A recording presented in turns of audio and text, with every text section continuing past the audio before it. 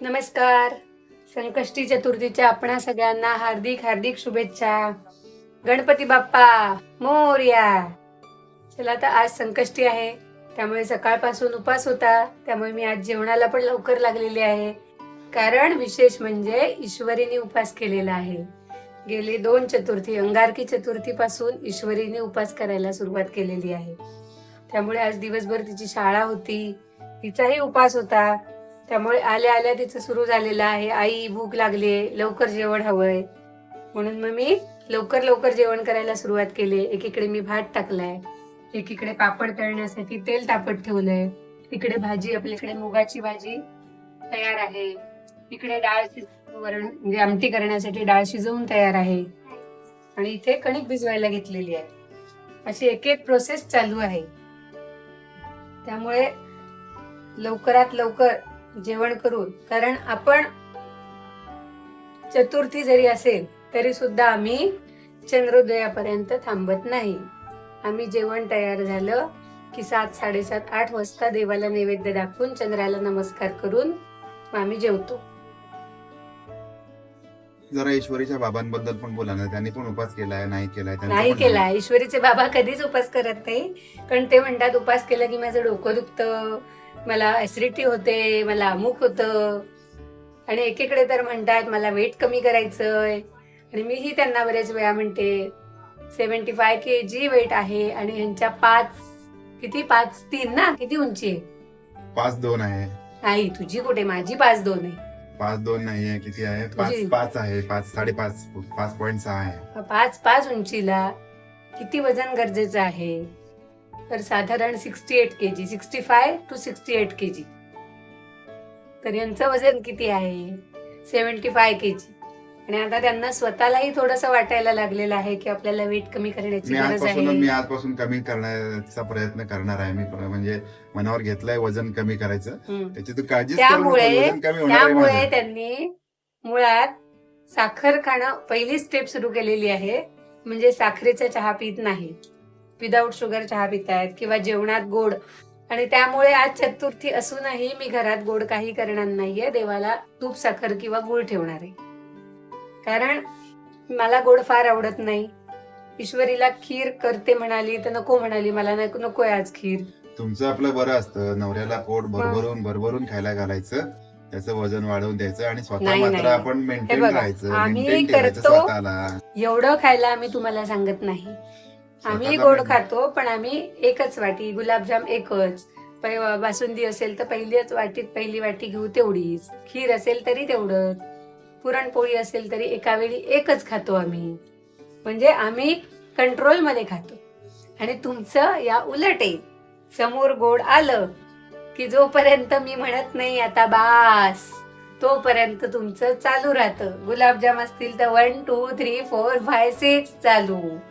असं नसतं करायचं, कारण यानेच वेट वाढतं, आणि वेट वाढलं की कमी करणं फार कठीण आहे.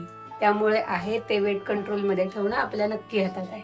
बरोबर. हे अगदी मी मनावर घेऊन केलंय. आणि काय होतं, घरामध्ये सगळ्या गोष्टी केल्या जातात, सगळ्या गोष्टी तुम्ही करत असता, पण मग ते अडचण अशी तयार होते की समोर जर आपल्या मस्त मस्त असं काय काय फराळ, नवीन नवीन छान छान गोड केलेलं असेल, मग त्याच्यापासून स्वतःला लांब ठेवणे एक अवघड गोष्ट आहे. त्याच्यामुळे आपण ते करू शकत नाही. करावं लागतं, करायचं असतं. काय वाटतं तुला, 75 किलो वरून किती किलोवर येऊ शकतो मी, की मला वजन बेटर दिसेल? कमीत कमी 68 to 65. 65 ठीक आहे, अगदी 68 पर्यंत यायला पाहिजे. म्हणजे 7 किलो वजन ठीक आहे, पहिलं 70 पर्यंत यायला पाहिजे कमीत कमी. ओके, ठीक आहे. बघूया. मी आजपासून मनावर घेतलंय, मी जाणार आहे ग्राउंडवर आणि तिथे थोडाफार व्यायाम करणार आहे, आणि नंतर मग आपला जो प्रोसेस आहे ती प्रोसेस पण आपण सगळ्यांना सांगूया. आणि काय खाल्लं काय नाही खाल्लं, ईश्वरी पण आलेली आहे समोर. आणि तुला सांगणारच होते मी, खाऊन टाक. बघा, ईश्वरीने पण डाएट मनावर घेऊन लगेच खायला डाएट सुरुवात. नाही, तिला भूक लागली उपास केल्यानं, मग त्यामुळे तिला आज भूक लागली आणि बाकी खाऊ शकत नाही. मग दुपारी आम्ही साबुदाण्याचा वडा केला होता, त्यातला शिल्लक होता, तर लगेच तिने डबा उघडून बघितला, एक वडा दिसल्यावर मी खाते. बरोबर. वजन कारण वजन कमी भूक कंट्रोल होत नाही. आणि मुळात लहान मुलांना नाहीच होत. हे झालंय का रेडी?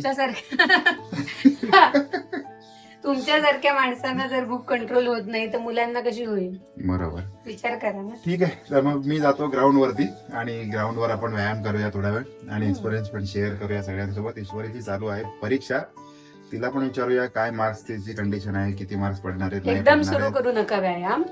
पहिल्यांदा 15 मिनिटं, मग अर्धा तास, असा हळूहळू वाढवा. ओके. कळलं?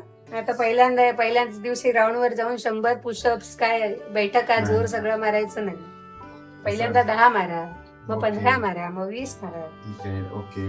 मी आत्ता म्हटलंच की उपास सोडायचा आहे, त्यामुळे मी आमटी भाताची तयारी झालेली आहे आणि दुपारी साबुदाण्याचे वडे तळलेले त्याचंच तेल आहे. म्हटलं त्याच्यातच आता पापड तळून घेऊया आणि मग ते तेल काढून ठेवून थोड्याशा तेलामध्ये आमटीची फोडणी टाकूया. म्हणून मी आता पापड तळायला घेतलेत. आणि हे पापड कुठले आहेत माहिती आहेत का? डीमार्टचे तांदुळाचे पापड, ते अप्पू अप्पम नाव आहे त्याचं. अप्पू पापड काहीतरी, ग्रीन कलरचं कवर असतं त्याला बाहेरचं. आणि ते पापड आमच्याकडे या दोघांना खूप आवडतात. असं हा, आणि फुलतं, छान फुलतात पापड एकदम. टेस्टला पण खूप चांगले असतात. आपू आपण म्हणजे छान आहेत आणि असे फेणीसारखे थोडेसे मस्त आहेत, टेस्ट छान आहे त्याची. आमच्याकडे या दोघांनाही ते पापड खूप आवडतात, त्यामुळे आमच्याकडे जास्त करून ते पापड. आपण हे पापडाचा एक प्रॉब्लेम आहे की हे तळावेच लागतात, भाजता नाही. बरोबर. आणि ते आणि असं आपले- असं जेव्हा फुलतं ना, हे असं हे कमळ बघ. फुलल्यासारखं, ते असं खूप छान वाटतंय ना.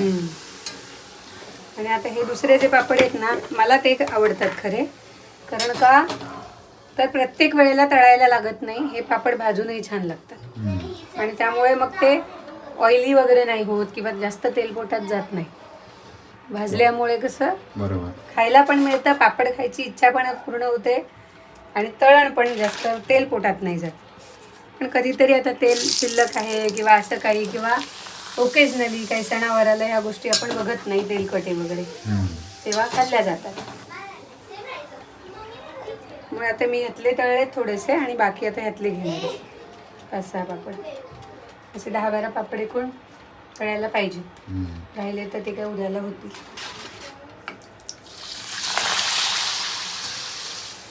Welcome back to all of you. आज ग्राउंडवर थेट सुरुवात झालेली आहे आजच्या दिवसाची. व्हेरी ग्रेट फिलिंग आजच्या दिवसासाठी.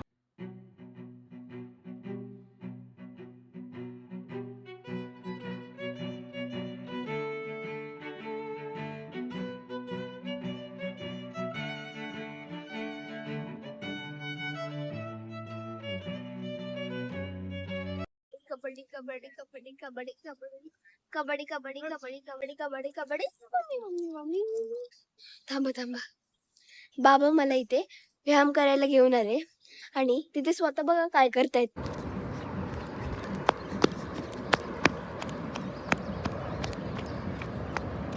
काय चालू आहे? व्यायाम करायचा आहे ना? दमलो दमलो दमलो यार, दमलो.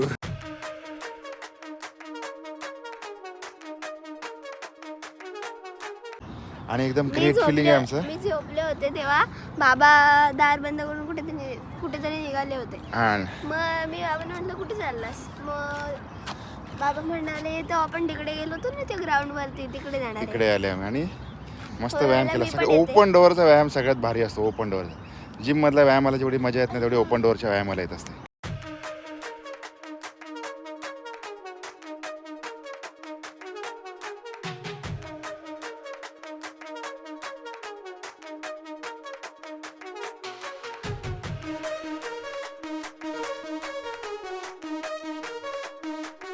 तर बाहेर मुलींचा डान्स चालू आहे. त्यांच्या ईश्वरी जस्ट शाळेतून घरी आली आणि त्याने टीव्ही लावलाय आणि मग त्यांचा डान्स चालू आहे. त्यांना म्हटलं तुम्ही दाखवायचा का डान्स सगळ्यांना? म्हटलं नको, आम्ही प्रॅक्टिस करतो अगोदर म्हणून आपण डान्स नाही करत. आम्ही तर व्यायाम वगैरे करून आलो.